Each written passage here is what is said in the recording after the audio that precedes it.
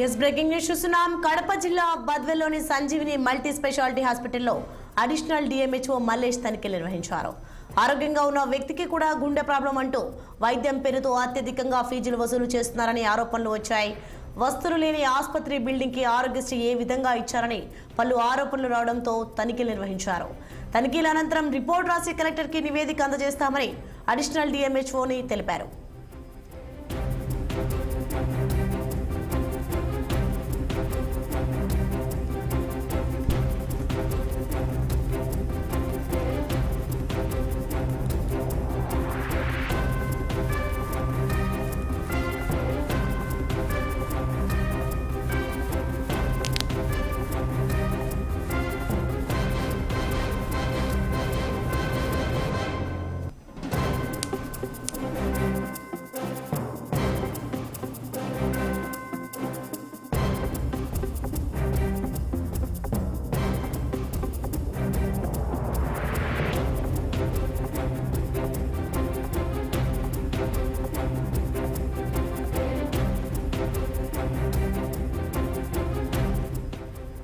Yes breaking news చూస్తున్నాం. కడప జిల్లా బద్వేల్లోని Sanjeevini multi speciality హాస్పిటల్లో అడిషనల్ డిఎంహెచ్ఓ మల్లేష్ తనిఖీలు నిర్వహించారు.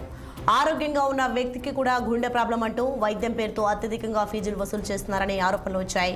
అయితే వస్తువులు లేని ఆసుపత్రి బిల్డింగ్ కి ఆరోగ్యశ్రీ ఏ విధంగా ఇచ్చారని పలు ఆరోపణలు రావడంతో తనిఖీలు నిర్వహించారు. తనిఖీల అనంతరం రిపోర్ట్ రాసి కలెక్టర్ కి నివేదిక అందజేస్తామని అడిషనల్ డిఎంహెచ్ఓ తెలిపారు. ఇదే అంశంపై మరింత సమాచారం మా ప్రతినిధి యూసఫ్ అందిస్తారు. Yes Yusuf. Thank you Shalini. Kadapa జిల్లాలోని బద్వేల్ నియోజకవర్గం నుంచి సూపర్ స్పెషాలిటీ హాస్పిటల్ నిర్వహిస్తా ఉన్నారు. సంజీవిని పేరిట ఈ హాస్పిటల్ నిర్వహణ కొనసాగుతా ఉంది. గత కొద్ది రోజులుగా కూడా ఈ హాస్పిటల్లో పూర్తిగా ఆరోగ్యశ్రీ యొక్క బెనిఫిట్స్ ను పొందుతూ ఇక్కడ రోగులను అయితే పూర్తి స్థాయి ఇబ్బంది కలిగిస్తా ఉన్నారు.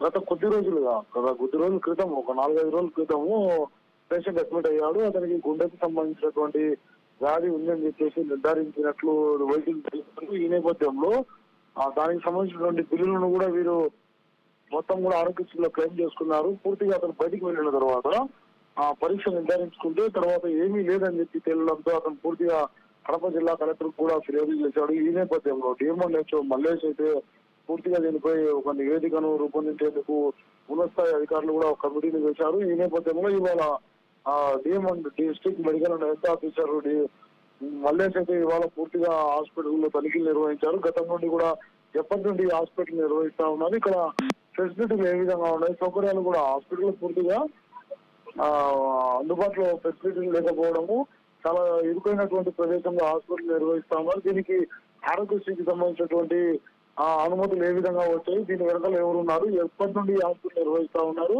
ఇప్పటి వరకు ఎంత శాతం ప్రభుత్వం నుండి బిల్లులు మంజూరు చేయించుకున్నారు, ఈ వ్యవహారాలన్నీ కూడా బయటికి తీయాలని చెప్పేసి జిల్లా కలెక్టర్ ఆదేశించడంతో మల్లేష్ ఇప్పుడు జిల్లా వైద్యాధికారి మల్లేష్ అయితే దానిపై పూర్తిగా పర్యవేక్షణ కొనసాగించి అవన్నీ కూడా రాబడుతున్నటువంటి నేపథ్యం కొనసాగుతా ఉంది. ఇప్పటికే గతంలో ఎవరెవరైతే ఇక్కడ పేషెంట్లు వైద్యం చేయించుకున్నారో వారందరూ కూడా బిల్లులు ఏ మోతాదులో తమకు ఒక మాట చెప్పి తర్వాత ప్రభుత్వం దగ్గర నుండి ఎంత మా పేర్ల పైన క్లెయిమ్ చేసుకున్నారో అవన్నీ కూడా బయటికి తీయాలని చెప్పేసి క్లైంట్స్ ఈ హాస్పిటల్కి వచ్చేటువంటి రోగులందరూ కూడా వచ్చి హాస్పిటల్ వద్ద ఆందోళన చేస్తున్నటువంటి పరిస్థితి. పూర్తిగా ఇప్పటి వరకు దాదాపు 50 నుండి 60 లక్షల రూపాయల పైగా కూడా బిల్లులు ఇవన్నీ కూడా రాబట్టుకున్నట్లు తెలుస్తా ఉంది. వైద్య శాఖలో కొంతమంది అధికారులు కూడా ఈ సంజీవిని హాస్పిటల్ కు సంబంధించిన యాజమాన్యం సహకరించారని చెప్పి ఆరోపణలు వినబడతా ఉన్నాయి.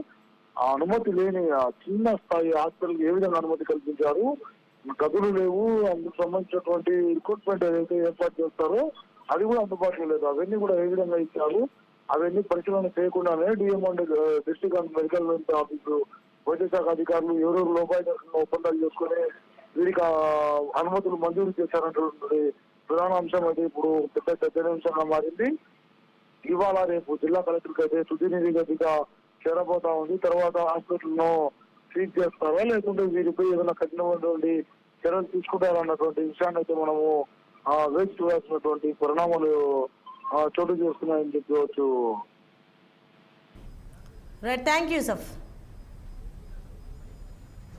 సమస్య ఉంటుంది కదా సార్, జిరాక్స్ ఒకటి మా డాక్టర్ గారికి తీసుకొచ్చారా? ఎన్ని రూమ్స్ రిక్వైర్మెంట్ రాశారు, ఎన్ని బెడ్స్ రిక్వైర్మెంట్ రాశారు, ఎంతమంది స్టాఫ్ అలాట్మెంట్ చేశారు.